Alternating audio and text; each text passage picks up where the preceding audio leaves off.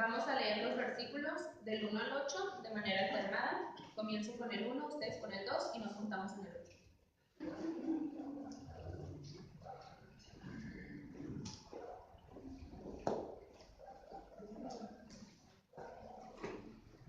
La palabra de Dios dice: en el año tercero del reinado de Joacim, rey de Judá, vino Nabucodonosor, rey de Babilonia, a Jerusalén y la sitió. El Señor entregó en sus manos a Joacim, rey de Judá, y parte de los utensilios de la casa de Dios, y los trajo a tierra de Siná, a la casa de su Dios, y colocó los utensilios en la casa del tesoro de su Dios. Y dijo el rey de Aspenaz, jefe de sus eunucos, que trajese de los hijos de Israel, del linaje real de los príncipes, muchachos de quienes no contestará alguna, de buen parecer, enseñados de toda sabiduría, sabios en ciencia y de buen entendimiento, idóneos para estar en el palacio del rey, y que les enseñase las letras y la lengua de los caldeos. Y le señaló el rey ración para cada día de la provisión de la comida del rey y del vino que él bebía, y que los criase 3 años para que al fin de ellos se presentasen delante del rey. Entre estos estaba también Ananías, Misael y Azarías, los hijos de Judá. A estos el jefe de los eunucos puso nombres. Puso a Daniel, Beltasar, a Ananías, Sadrach, a Misael, Mesach, y a Azarías, Abednego. Y Daniel propuso en su corazón no contaminarse con la porción de la comida del rey, ni con el vino que él bebía. Pidió por tanto al jefe de los eunucos que no se olvidase a contaminarse. Pueden sentarse.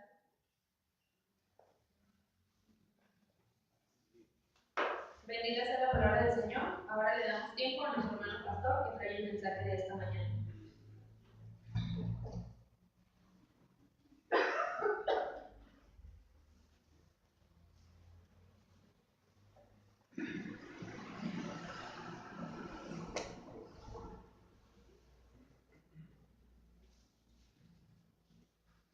Antes de predicar, alguien dijo en una ocasión que entre los cristianos en la iglesia bautista las mentiras no se dicen sino se cantan. Acabamos de hablar de cantar, Dios está presente. Dios está presente.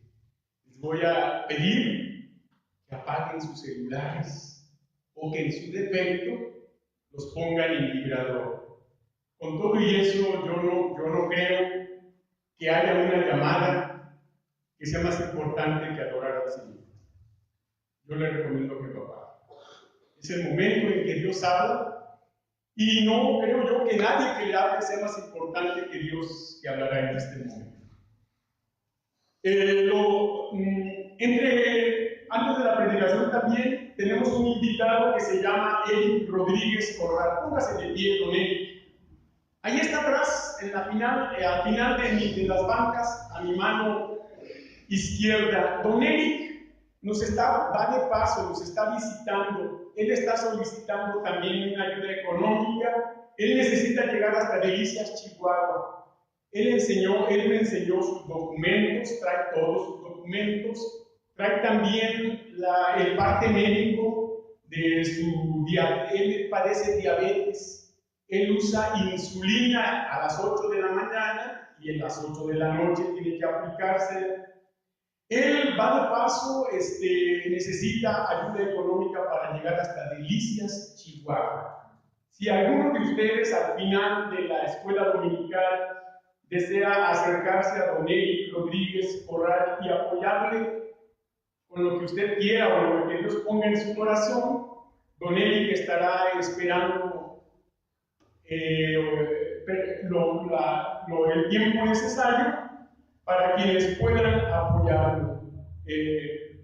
Habiendo dado estos anuncios, quiero pedirle por favor a mi hermano Román Gaspar que haga una oración por la predicación, por favor, y por un servidor. Que Dios hable a su pueblo en esta mañana.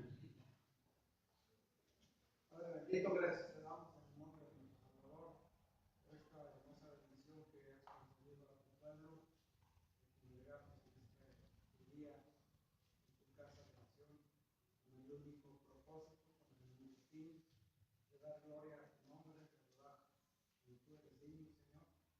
Y ahora te suplicamos, Padre Santo, que tú pones en tus manos a nuestro hermano pastor, Señor, que debe presentar el mensaje que tú has puesto en tu corazón. Te suplicamos, Padre Santo, que este mensaje sea en el poder del Espíritu y que cada uno de los aquí congregados escuchemos con claridad tu voz, veamos, Señor, los propósitos que tienes para nuestra vida y que nos des de tu gracia para obedecer tu santa voluntad. De esta manera, dar gloria a ti, Señor, con actos de oración, con actos de obediencia, con actos de servicio, y que todos nuestros actos sean actos de adoración, Señor. Bendice a este pueblo tuyo y te suplicamos perdón de nuestros pecados, y nos estar atentos a todo lo que tú nos dices a través de tu siervo, y que alejes de este lugar cada uno de los pensamientos negativos, cada una de las cosas que no te agradan, y que estemos atentos, Señor, interesados de todo lo que tú tienes de hablar a través de tu palabra santa en labios de nuestro hermano pastor. Te pedimos que perdonen nuestros pecados, porque estas cosas te las estamos rogando en el dulce nombre de nuestro amado Salvador, Cristo Jesús. Amén. Amén. Y Daniel propuso en su corazón no contaminarse con la porción de la comida del rey, ni con el vino que él bebía. Pidió, por tanto, al jefe de los eunucos que no se le obligase a contaminarse.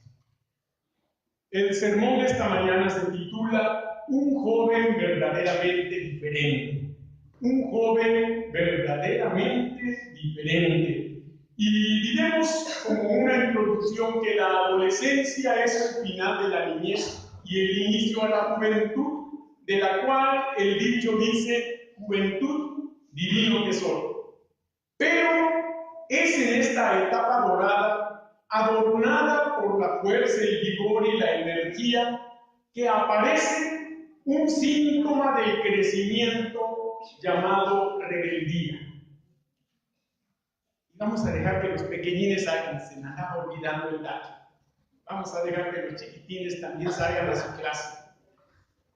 Sí, es en esta etapa tan hermosa en la cual aparece ese síntoma de la juventud llamada rebeldía. La rebeldía hace que los muchachos y las muchachas crean que ya son autosuficientes para decidir y hacer lo que quieran sin respetar a los padres, a los maestros y aún a las autoridades civiles. Es también es esta la edad más peligrosa, pues en ella los jóvenes se enganchan en las drogas, el alcoholismo, la prostitución y la delincuencia. Tiempo en el cual la juventud está muriendo en la flor de la edad, truncando así toda una vida. El joven hace todo esto porque desea ser diferente y no sabe cómo hacerlo. Para ello la palabra de Dios, quien es el creador de los jóvenes y quien los ama más que nadie, les muestra cómo ser un joven verdaderamente diferente. Y veremos tres cosas muy importantes. Voy a rogar, antes de continuar con el desarrollo del tema, desde mi asiento conté 14 jóvenes aquí al frente, incluyendo a quien dirigía. 14 jóvenes, pero veo que hay más.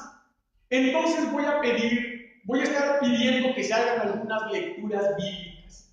Quiero que los muchachos sean los que las hagan, los jóvenes, así que tengan su Biblia lista. porque voy a estar diciendo algunas citas y el joven que la encuentre, por favor, va a leerla fuerte y clara. Muy bien, vamos a continuar entonces con el desarrollo del tema.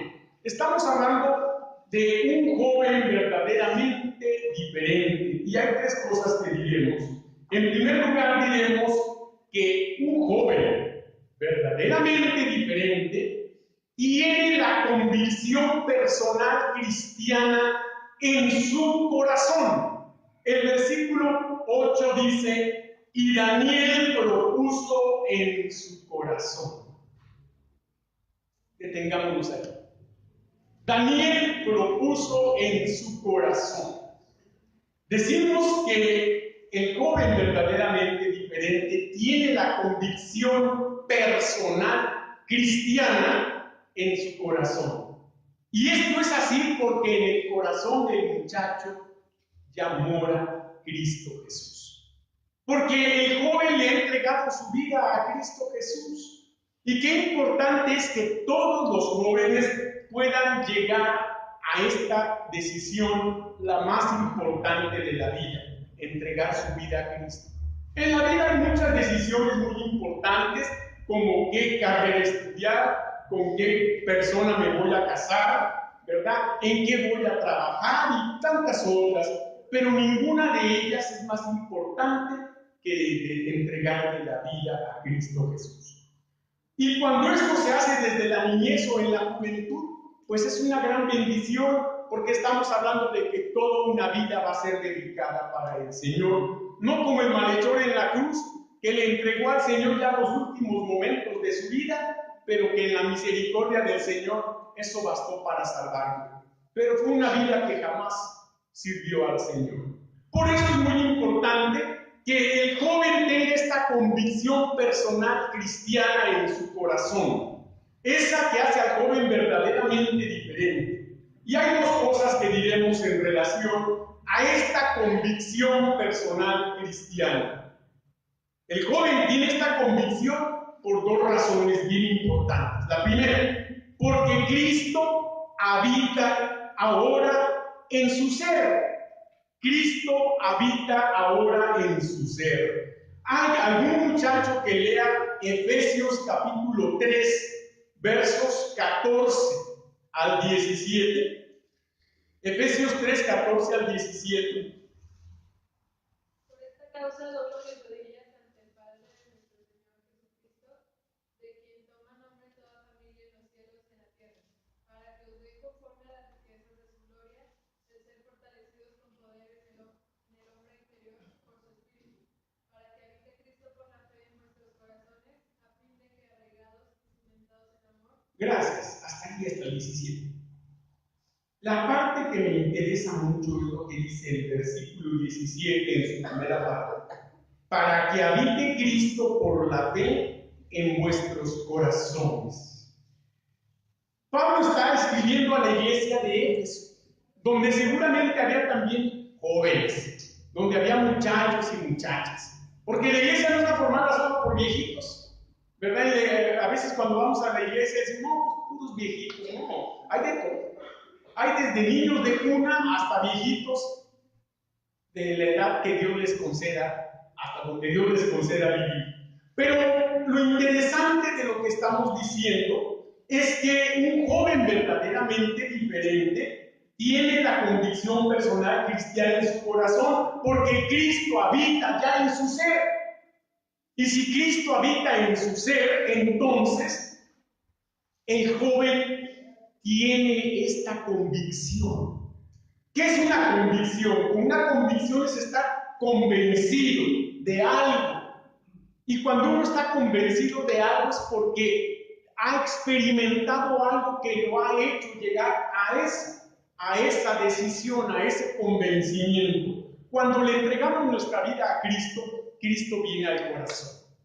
Cristo transforma cuanto éramos en lo que ahora somos. Y cuando Cristo hace esto, Él habita en nuestro ser, porque Él dijo, he aquí yo estoy a la puerta y llamo. Si alguno oye mi voz y abre la puerta, entraré a Él y cenaré con Él y Él conmigo. Qué importante es la expresión de Cristo cuando nos dice cenaré con Él. ¿Por qué no dice desayunaré o comeré con Él? ¿Por qué dice cenaré con Él? Bueno, la idea es que el Señor estará con nosotros todos los días, hasta el fin de cada día y hasta el fin de toda la vida. Por lo regular, la cena es una de las últimas cosas que hacemos al final del día antes de acostarnos, y el Señor promete estar a lo largo de cada día hasta el final de ese mismo día y así a lo largo de toda la vida. Y es interesante que el Señor, cuando promete estar con nosotros todos los días, por entrar a nuestro corazón, porque alguien oyó el llamado de Cristo y le abrió su vida, su corazón de par en par, el Señor entra y llega para quedarse. El Señor llega a quedarse. Claro que Él no obliga a nadie a que le deje entrar, pero todo el que le permite entrar, después de escuchar el llamado de su voz, Cristo acepta la invitación. Porque Cristo toca, Él llama a la puerta y usted tiene como en las puertas de ahora, que todas tienen una mirilla, usted puede asomarse y decir, es un vendedor, no le abro. Es un testigo de Jehová, tampoco le abro. Pero es Cristo. Pues entonces yo le abro la puerta y le abro la puerta para que entre. Y le abro la puerta para que entre y se quede. Cuando Cristo entra y habita en nuestro ser, entonces hay una convicción personal cristiana en el corazón y el joven puede tener esa convicción cristiana. La juventud, aunque entendemos que esta falta de experiencia no es sinónimo de ignorancia o de tontería. Muchas veces menospreciamos a los jóvenes y dice la Biblia, ninguno tenga poco de juventud. Pero también dice que sean ejemplo. Y pues los jóvenes pueden ser ejemplo si tienen a Cristo en el corazón. Si Cristo mora en su ser, como lo acabamos de leer cuando dice Pablo, para que habite Cristo por la fe en vuestros corazones. Pero también esta convicción personal cristiana es por otra razón. Porque ahora que Cristo habita en su ser, ahora el joven hará siempre la voluntad de Dios. ¿Sí? Y no es que ya el joven no tenga carácter o personalidad, porque al contrario, Dios respeta el carácter y la personalidad que a cada uno nos ha dado. Dios la respeta, pero usa todas esas cualidades y capacidades que tengamos para potencializarlas con su presencia, para que ahora el joven y la persona, sin importar la edad, ya no cometamos tantos errores. Porque el ser humano es el único animal que se tropieza 2, 3, 4, 5, 10, 20 y las veces que saca con la misma piedra. Te dice que el animal aprende de un error y no lo repite. Ya no lo repite, pero el hombre, como que a propósito, ¿verdad? Vuelve a caer en el error. Por eso es importante que esta convicción personal cristiana haga al joven hacer la voluntad del Señor siempre. ¿Alguien lea Hechos 13 de los muchachos? ¿Alguien lea Hechos 13, versículos 21 y 22? Hechos 13, 21 y 22. Después, como por 50 años, les dio fuerza hasta el profeta Samuel. Luego pidieron rey y Dios les dio a Saúl, hijo de Cis, varón de la tribu de Benjamín, por 40 años. El 22. Quitado este, le levantó por rey a David, de quien dio también testimonio diciendo: He hallado a David, hijo de Isaí, varón conforme a mi corazón, quien hará todo lo que yo quiero. ¿Qué le pareció? Quitado o sea, hablando de Saúl, ¿verdad? Les levantó por rey a David, de quien dio también testimonio diciendo: He hallado a David, hijo de Isaí, varón conforme a mi corazón, o sea, a mi voluntad, que hará todo lo que yo quiero. Se necesitan jóvenes que quieran hacer la voluntad del Señor, no la suya propia. Y qué importante es que entendamos que cuando hacemos la voluntad de Dios, no nos equivocaremos, no correremos el riesgo de equivocarnos. Cuando hacemos la voluntad personal, muy frecuentemente nos equivocamos, y no solo los jóvenes, también los viejos, metemos la pata con mucha frecuencia. Pero la manera para no equivocarnos es lo que dice aquí de David.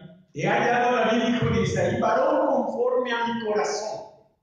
¿Por qué? Porque ahora Cristo habita en el corazón de la persona y en ese corazón Dios obra. Y el hombre puede estar conforme y de acuerdo a la voluntad de Dios para que haga todo lo que Él quiera. Pablo decía, con Cristo estoy juntamente crucificado y ya no vivo yo, mas ahora Cristo vive en mí. Se necesita urgentemente jóvenes que quieran hacer la voluntad de Dios, no la suya, no la de ustedes, muchachos. Dios no quiere anular la voluntad y el carácter de cada uno, más bien quiere perfeccionarnos. Por eso hemos dicho en primer lugar que un joven verdaderamente diferente tiene la convicción personal cristiana en su corazón. Volvamos a Daniel capítulo 1, verso 8, para decir en segundo lugar que un joven verdaderamente diferente tiene la limpieza espiritual cristiana en su cuerpo. El versículo 8 dice, Daniel propuso en su corazón no contaminarse con la porción de la comida del rey, ni con el vino que él bebía. Detengámonos ahí.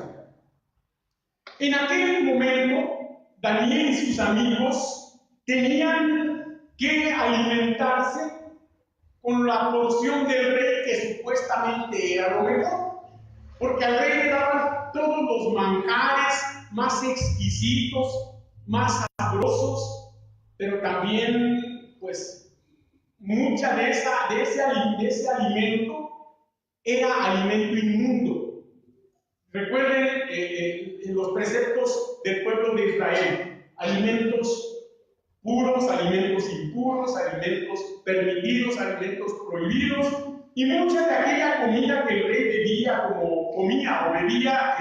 entre esos vinos y excesos y abundancia, mucha comida, grasa y tantas cosas que además son dañinas al organismo, pues representaban al día de hoy, si lo trasladamos, a todos los deleites temporales que el mundo ofrece por medio del pecado.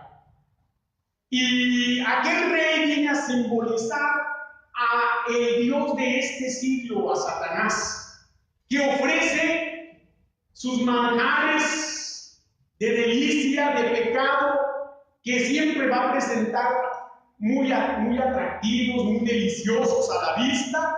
Recuerde cuando Eva estaba en el huerto del Edén y la serpiente antigua le dice, así que no deben comer de ningún árbol. Y dice, no te equivoques, de todos, nada más de ese, ¿no?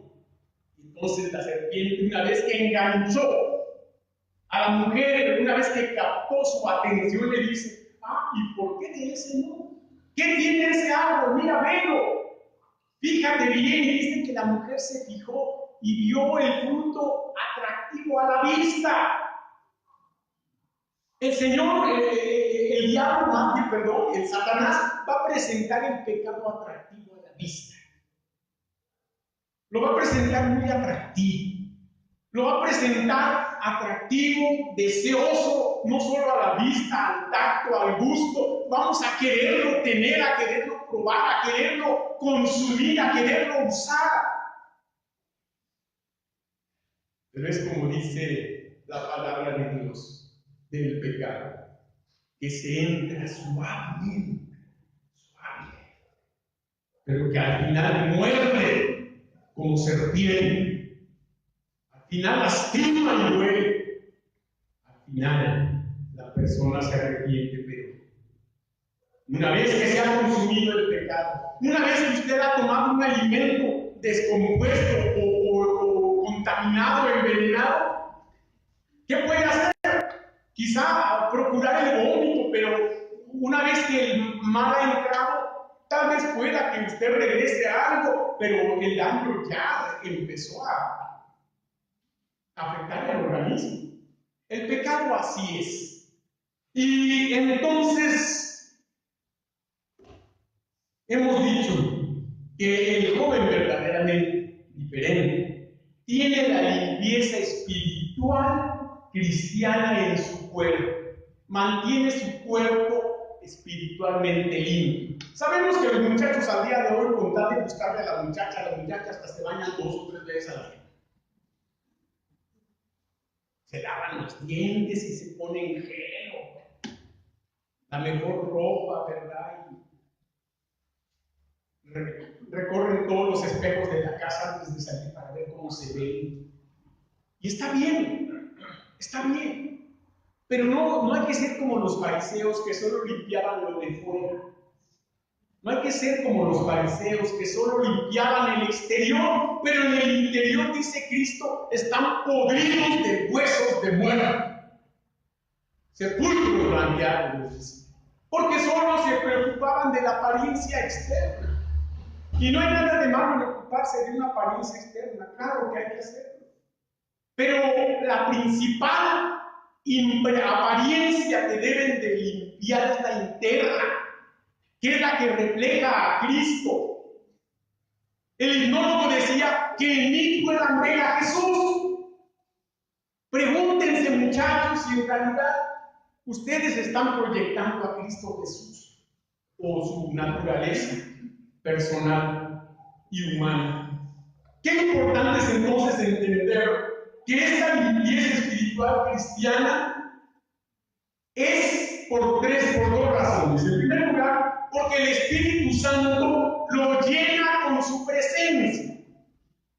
El Espíritu Santo que hemos recibido en el momento en que usted levantó su mano para sinceramente decir que quería recibir a Cristo Jesús, en ese momento el Espíritu Santo viene, entra.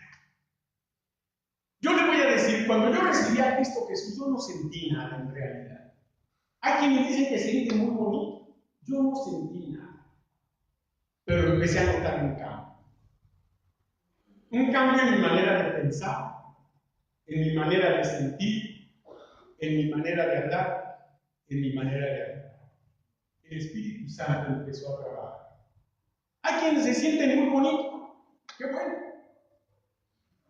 Lo importante es que el Espíritu Santo llene nuestra presencia. La llenura del Espíritu Santo equivale a que el Espíritu Santo del Señor tome el control total de mi vida.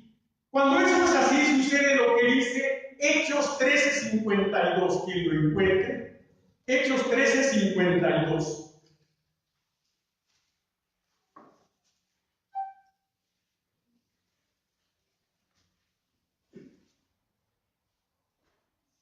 Muchachos, su Biblia no tiene Hechos 13:52. Los discípulos estaban llenos de gozo del Espíritu Santo. Y los discípulos estaban llenos de gozo y del Espíritu Santo. Estamos hablando de un gozo espiritual, no de un gozo terrenal humano. Porque al día de hoy yo he visto a los muchachos llenos de un gozo terrenal, de un gozo pasajero, de un gozo que está muchas veces promovido por el alcohol, las drogas o por cosas de este mundo. Estamos hablando de un gozo diferente de los discípulos. Los discípulos, o sea, los creyentes en Cristo, que también pueden ser jóvenes. Los discípulos estaban llenos de gozo y del Espíritu Santo. Cuando el cristiano, sin importar su edad, está lleno del Espíritu Santo, hay gozo. Aún en medio del dolor, ante la enfermedad o la muerte de un ser amado, ante la soledad aparente, porque el creyente nunca está solo, Cristo siempre está con él. Ante un problema, el cristiano siempre está gozoso, porque entiende que en su vida nada es casualidad, sino todo es una causalidad. Hay una causa. Dios lo permite con un propósito. Y esa es la razón por la cual el cristiano siempre está lleno de gozo y del Espíritu Santo, aún en los momentos más duros de la vida. La limpieza espiritual cristiana es porque el Espíritu Santo llena con su presencia. Pero también esta limpieza espiritual cristiana es porque el Espíritu Santo le dirige con su sapiencia. Le dirige con su sapiencia. ¿Qué es la sapiencia? Pues es la sabiduría divina. Y recuerden que entendamos algo. El hombre es un ser inteligente. Dios nos creó a imagen y semejanza suya. El hombre tiene una gran capacidad intelectual. No usamos casi nada de la capacidad de nuestro cerebro. Pero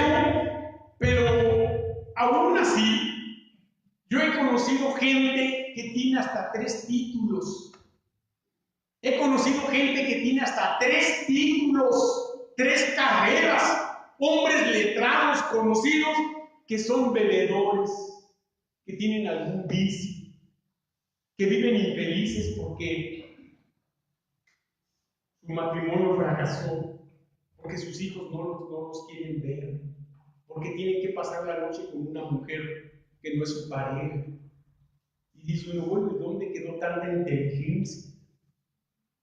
¿Qué clase de inteligencia lleva a un hombre a un fracaso así? Bueno, eso nos dice que la verdadera sapiencia que puede dirigir la vida del hombre es la de Dios.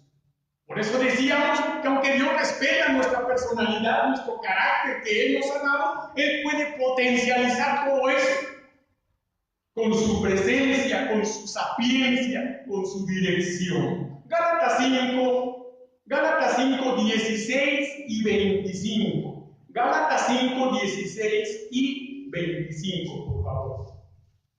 ¿Algún joven?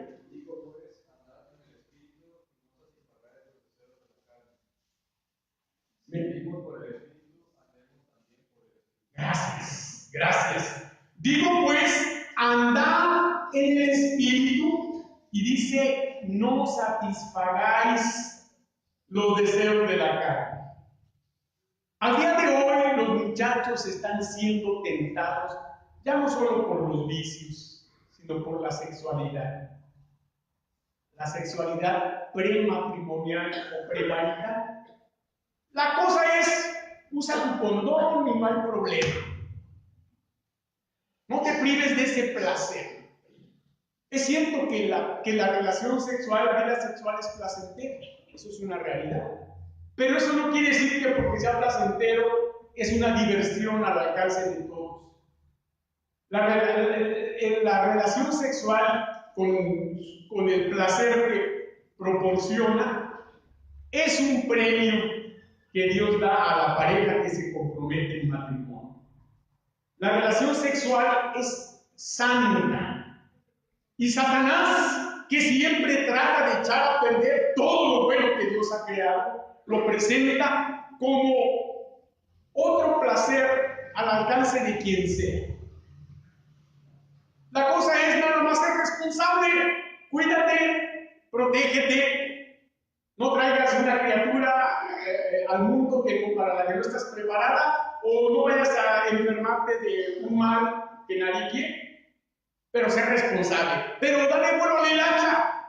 Acuéstate con quien se te dé la gana. Haz todo lo que quieras. Así es lo que dice Satanás. Pero apela a que seamos responsables. Cuidado, porque los muchachos al día de hoy están cediendo con mucha facilidad a los deseos de la carne. Digo pues, andar en el Espíritu, o sea, que el Espíritu Santo te dirija más que tus deseos. No satisfagáis los deseos de la carne. Versículo 25. Si vivimos por el Espíritu, o sea, si ya fuimos salvados por el Espíritu Santo, ahora andemos también por el Espíritu. Qué importante es que los muchachos, y todos, sin excepción, pidamos del Señor la dirección para andar en el Espíritu, para no andar en mis propios deseos, en mis propias concupiscencias. Esa palabra quiere decir debilidades. Qué importante es esto, porque se ocupa al día de hoy jóvenes cristianos que tengan la convicción personal cristiana en su corazón, que tengan la limpieza espiritual cristiana en su cuerpo.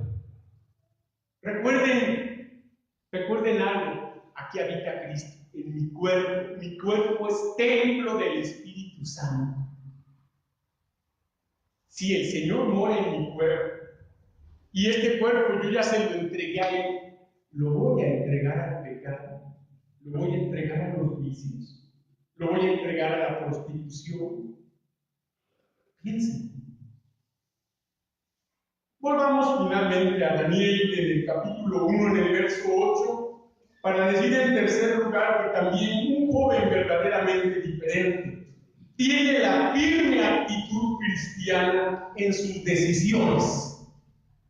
El versículo 8 termina diciendo: pidió, por tanto, al jefe de los eunucos que no se le obligase a contaminarse. Pidió. Daniel tenía la firme actitud cristiana en sus decisiones. Él tomó la determinación. Por eso comienza el versículo 8 diciendo: y Daniel propuso. Se lo propuso. Tomó esa determinación. Estaba decidido y convencido de lo que quería hacer. ¿Por qué? Porque Cristo estaba en su corazón. Pero, ¿qué podemos decir de esta firme actitud cristiana que tenía Daniel? Dos cosas. La primera de ellas, estamos hablando de la firme actitud cristiana porque Dios lo motiva a él. Es Dios el que nos motiva a él. Esto es lo que dice Filipenses 2:13. Quien lo encuentre, muchachos, Filipenses 2:13.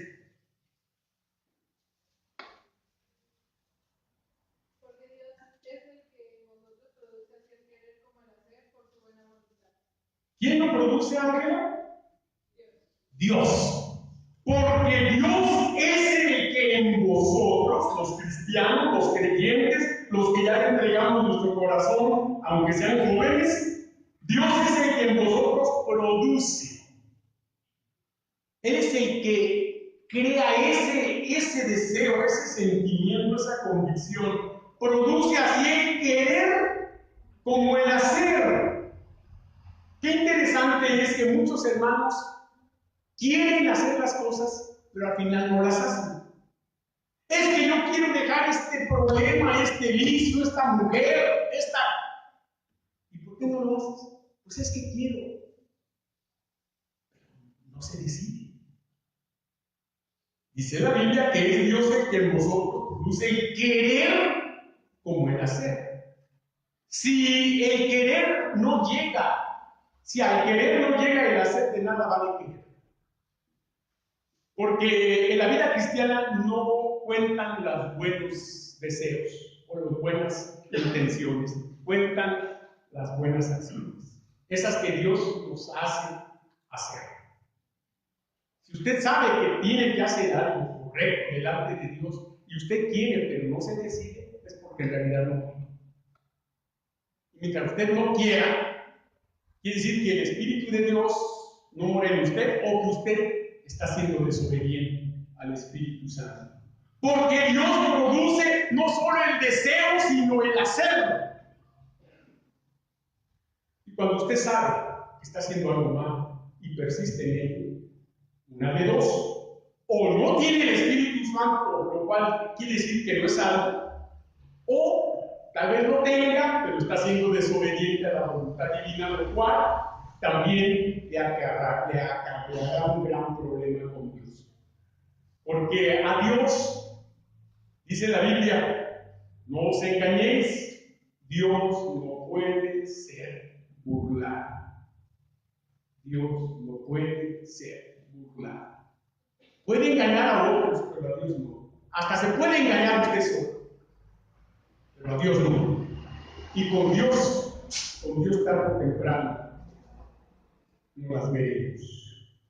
Porque Dios es el que en vosotros produce así el querer como el hacer, por su buena voluntad. Qué hermosa es esta última parte. Lo que Dios quiere para nosotros siempre es bueno. Su buena voluntad desea buenas cosas para nosotros, muchachos, y Dios quiere para ustedes puras cosas buenas. No se equivoquen en la vida, no le fallen al Señor. Él no les ha fallado a ustedes, ni les fallará, aunque ustedes le fallen. Él seguirá esperando que se arrepientan y Él estará siempre dispuesto a ayudarnos. Pero ¿para qué meterse en problemas si pueden evitarlos? ¿Para qué meterse en problemas, muchachos? La firme actitud cristiana es porque Dios lo motiva a ello y también porque Dios lo hará hacer o actuar prudentemente. ¿Qué es la prudencia? Bueno, pues es una cualidad. Es una cualidad. Y ser prudente es actuar con mucho cuidado. Con mucho cuidado. Pensar bien las cosas antes de hacerlas. Primero de Samuel, capítulo 18, versículo 5, ¿qué dice? Primero de Samuel 18, 5, ¿qué dice?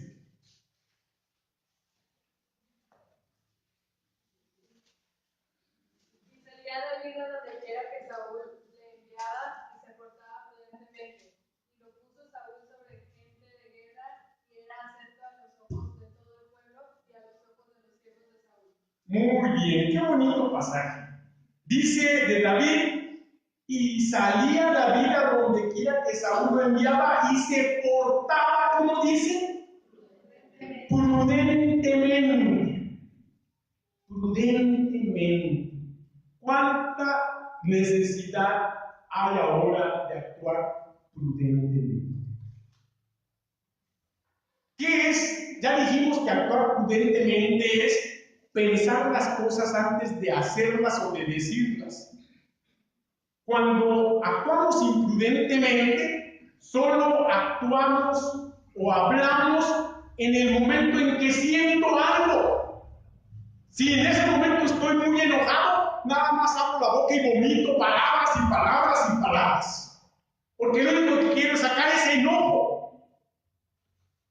Sin importar si voy a lastimar a quien sea, no me interesa. Quiero sacar y vomitar todo mi odio, todo mi coraje. Cuando se han dicho palabras que hieren, que lastiman, aunque después, oye, perdóname, pongamos voz de princesita, perdóname. El daño ya está hecho. Ya lastimaron las palabras, ya ofendieron, ya dañaron. Y entonces, ¿qué se puede hacer? Ya nada más la ridiculez de perdóname. Debimos ser prudentes antes de hacer y de pensar y de decir y de hablar. David se portaba prudentemente, pero en ese mismo capítulo 18 de 1 de Samuel, otro joven que lea en ese mismo capítulo los versos 12 al 16. Mas Saúl estaba temeroso de David, por cuanto Jehová estaba con él y se había apartado de Saúl. Por lo cual Saúl lo alejó de sí y hizo jefe de 1000. Y le hizo jefe de 1000. Y salía y entraba delante del pueblo. Y David se conducía prudentemente en todos sus asuntos. Y Jehová estaba con él. Y viendo Saúl que se portaba tan prudentemente, tenía temor de él. Mas todo Israel y Judá amaba a David, porque él salía y entraba delante de él. Gracias a mí. ¿Qué le parece?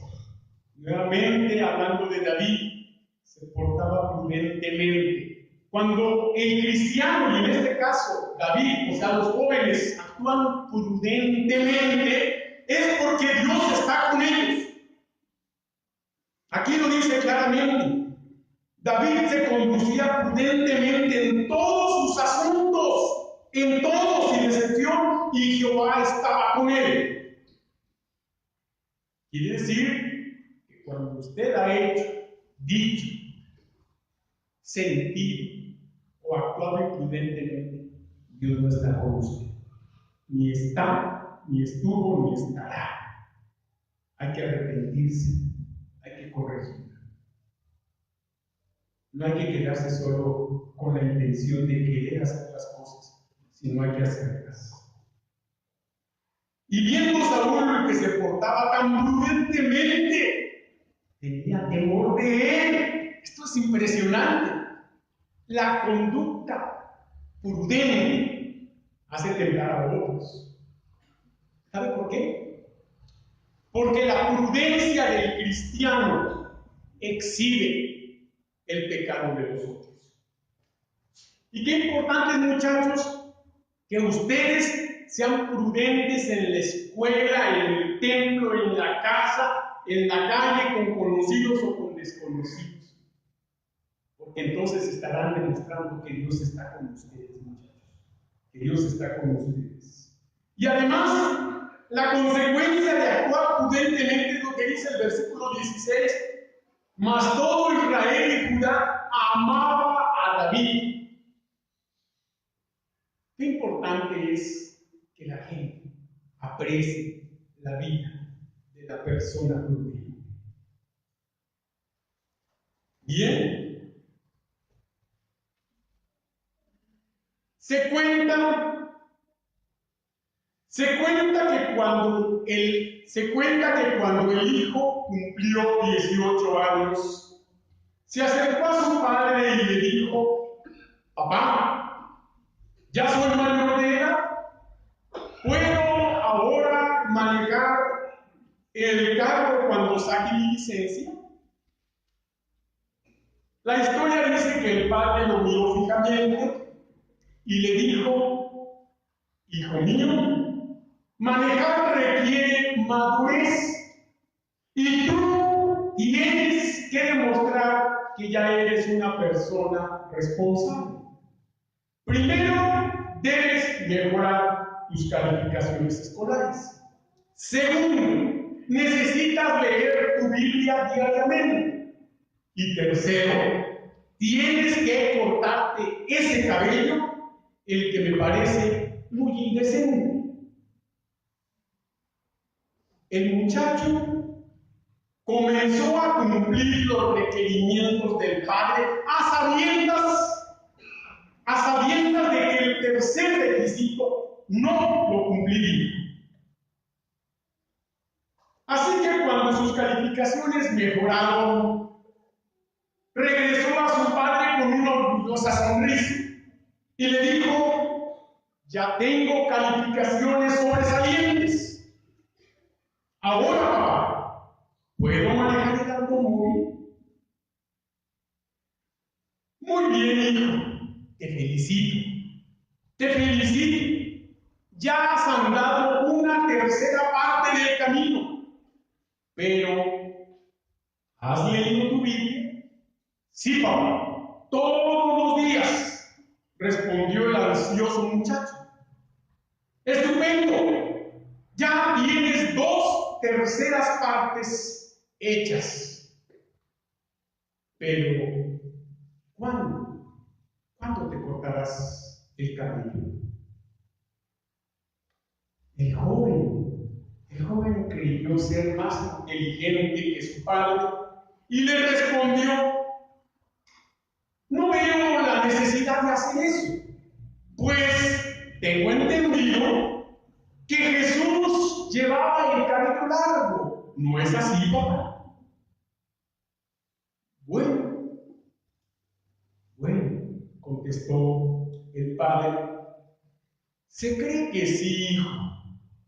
Pero ya que has usado el ejemplo del Señor, te diré que Él caminaba a todo lugar a donde iba. Así que tú también, hijo, sigue caminando a donde quieras ir.